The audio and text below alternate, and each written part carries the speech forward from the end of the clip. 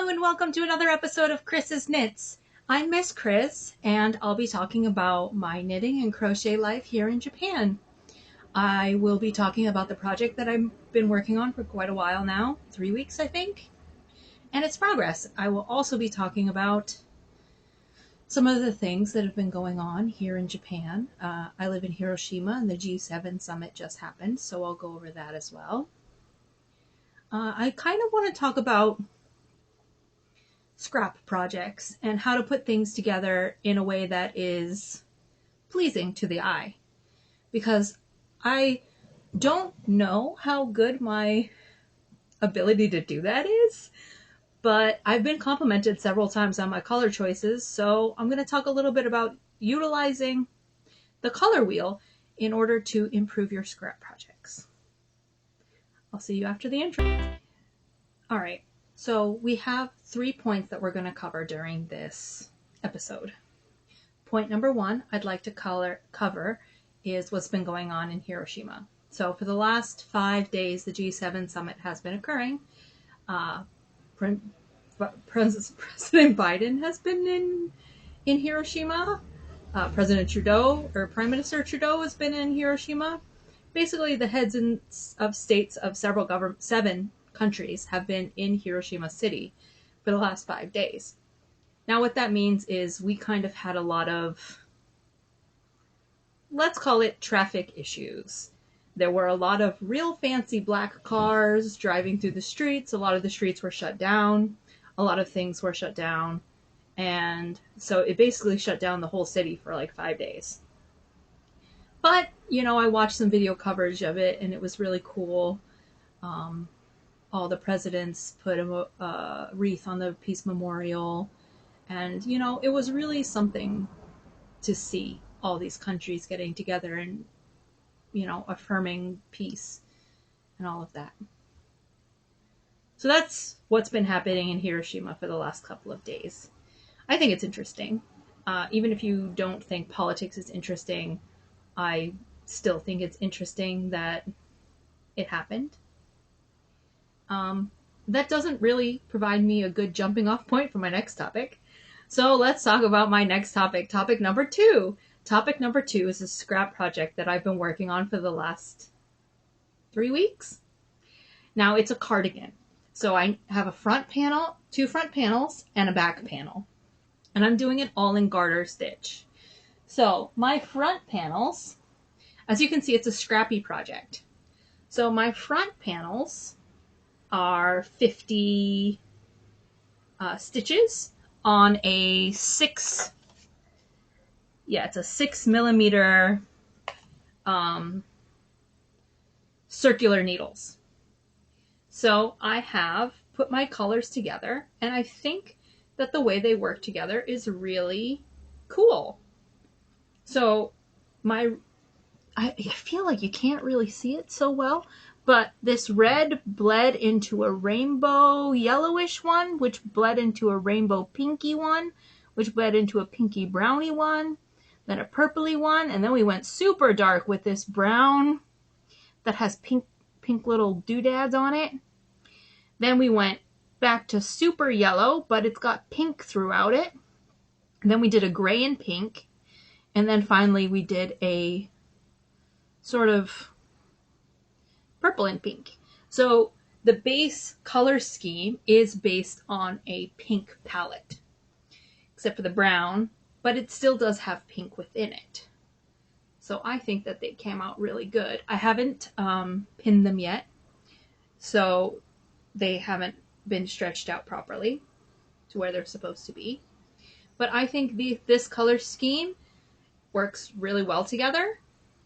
And so I did one panel, and my second panel is a completely different, but based on the same concept panel.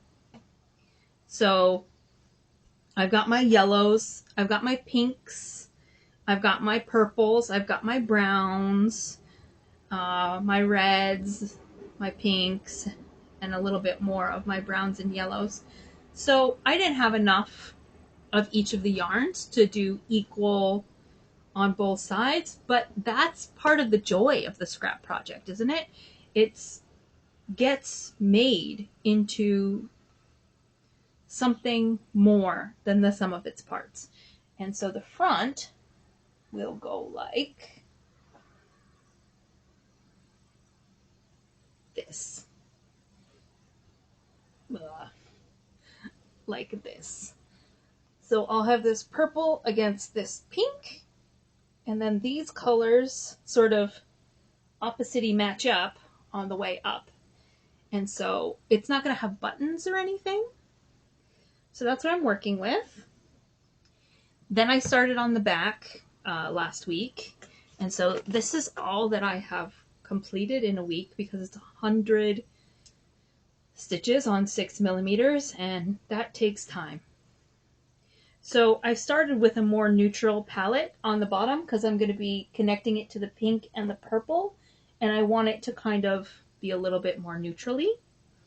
But I'm also just making my way through all the little scrappies that kind of have amalgamated, and I'm going to try to hold a similar color palette, reds and pinks and browns, throughout the entire project so that it'll pull the project together.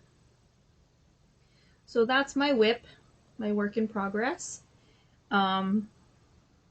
It's garter stitch. So garter stitch is really, really simple. If you've never done it, you just, how do you even show this? You just slip it in. So you make an X, pull this and go around the bottom one, then pull it through. You slip it in, so it's the bottom one there. You go around and you pull it through. And so you just do that 100 times. And then you turn it around and you do it 100 times again. So that's my project that I'm working on.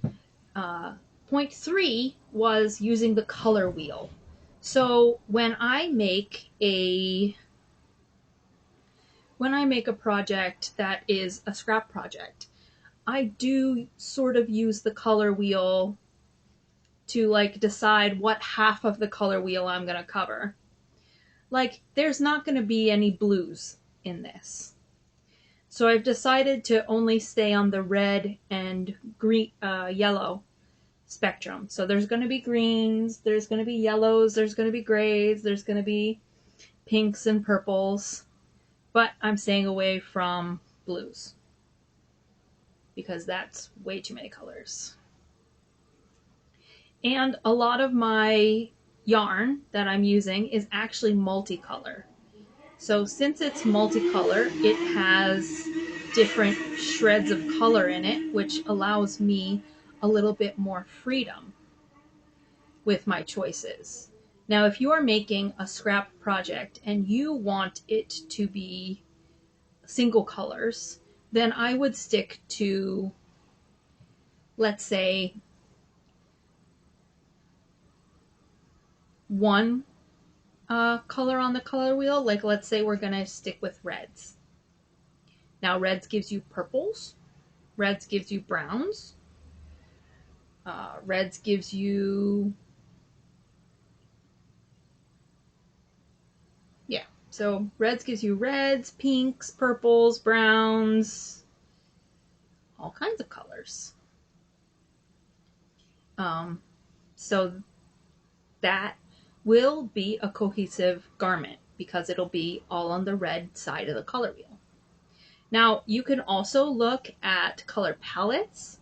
They can be really helpful for when you're deciding on just kind of random color schemes, but you don't want to completely cross the color wheel.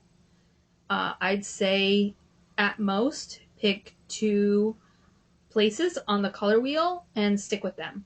So for example, in this project, I've picked yellow and red. So all of my colors are yellow or red connected. We have some blue connection in my purples, so I might have been able to do a blue, but I do think that that's going too far. So I have some purples and I'm going to have some greens. But even the greens, I'm not sure about. I think they're going to work because of the yellows. Because I did choose yellow as my second color on the color palette. Because a lot of my yarns had threads of yellow in it. And a lot of it had threads of pink in it. And so I wanted them all to work together. So I added some kind of purish yellow. I might add some pink to my green or some purple to my green to see, or brown to my green to see if that evens out the color, because this green is quite intense. There we go. This green is quite intense, but I think that mixing it with this like pinky brown might give me a mucky color. I haven't decided yet what I'm going to do, but I think it'll be really interesting to see what comes out at the end. And I was making this to be kind of like a throw over summer house coat type garment, but the yarn I've used is way too thick. And this is going to be a winter garment. Like, this might stand in place for a jacket or a coat. But a coat of many colors, if you will. Hopefully they'll all be related and work well enough so that I don't look like a crazy person. One of the other projects I've created kind of makes me look like a crazy person because I use the whole color wheel and very vivid colors as well. So when I wear it, I do kind of look a little bit like a crazy person. But it's still beautiful and I still like it. I still wear it. I think making wearables is the next point. Well, I mean, I've been making wearables. I've been making hats and scarves. But making like shirts and pants and skirts, I think that's the next step of my knitting and crocheting journey. But I've kept you all here long enough. If you like my content, please like and subscribe, and I'd love to hear from you about how you use the color wheel in order to create your unique patterns and unique color combinations, because it's so fascinating the way that colors work together, isn't it? Well, I'll see you next week.